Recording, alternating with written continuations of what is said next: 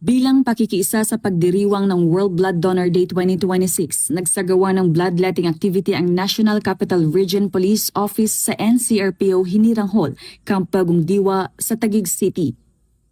Isinagawang aktibidad sa pakikipagtulungan ng ABS-CBN TV Patrol Lingkod Kapamilya Blood Donation Project sa ilalim ng temang One Drop of Humanity, Give Blood, Save Lives.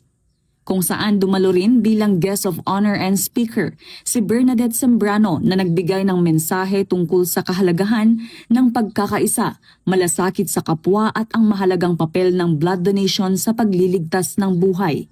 Mahigit 450 kapulisan mula sa iba't ibang police districts ng NCRPO, kabilang ang Regional Mobile Force Battalion ng NCRPO sa ilalim ng pamumuno ni Police Colonel Celso M. Rodriguez, ang nakiisa sa isinagawang bloodletting activity ng NCRPO.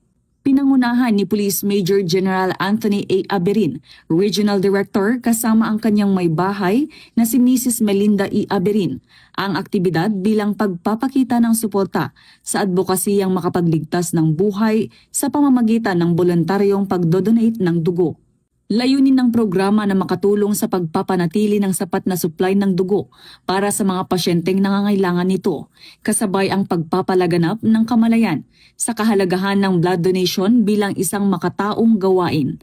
Personal ding pinangasiwaan ni Police Colonel Dominic P. Guevara, Chief ng Regional Medical and Dental Unit NCR, ang buong aktibidad upang matiyak ang maayos at ligtas na pagsasagawa ng blood donation. Muling ipinakita ng NCRPO ang kanilang dedikasyon hindi lamang sa pagpapanatili ng kapayapaan at kaayusan, kundi maging sa paglilingkod sa komunidad sa pamamagitan ng mga programang may direktang pakinabang sa buhay ng mamamayan. Ako po ang inyong Police News Network Correspondent, Patrolwoman Ronalyn Tanggiak, alagad ng batas, taga-taguyod ng Balitang Pulis.